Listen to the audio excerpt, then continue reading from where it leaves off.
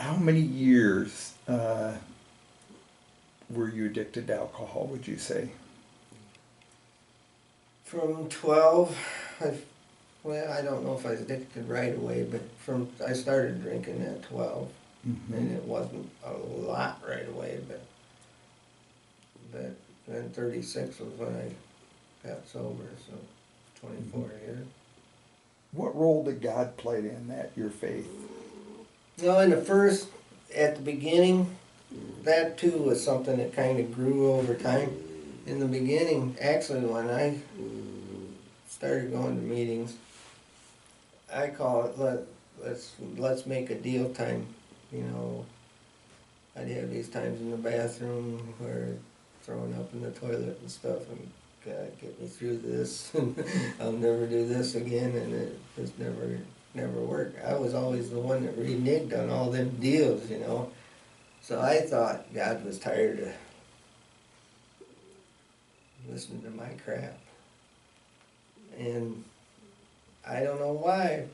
You know, it was just like I said, the support group. Those people in there told me, you know, God don't ever give up on us. We give up on Him. He don't ever give up on us. And like I said, one time I was at a meeting one time where this guy was talking about how he built his faith. He said, just, you know, turn one thing over to God this week. Next week, see how it turned out. And then turn a couple things over to God and see how it turned out. And turn a couple more things over and see how it turned. Pretty soon I had a nice little pile of stuff that worked out pretty good. And I just started believing in His power, and it just kept building and building and building over time, you know. And I mean, I've seen miracles that you don't see every day. Well, the fact that I have no words to drink is a miracle, you know. And I've said at meetings and said, you know, if I had to fight the urge to drink every day, there's no way I would have made it 32 years.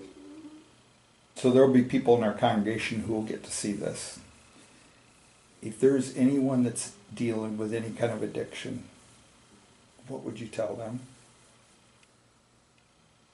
There's resources out there. Just, you know, I consider myself a resource. That's why you know, that's a big thing, I believe, why God chose me. I think, you know, He chooses people to carry the message or whatever. What word of encouragement could you give those who have loved ones who are battling addiction? There's resources out there, Al-Anon and stuff, that for people that are codependent, they call it, and find peace. That person can find some kind of peace with themselves that they, you know, a lot of the codependents think that, and the alcoholic plays that game with them, tries to make them believe that they're the reason, you know, and they're not.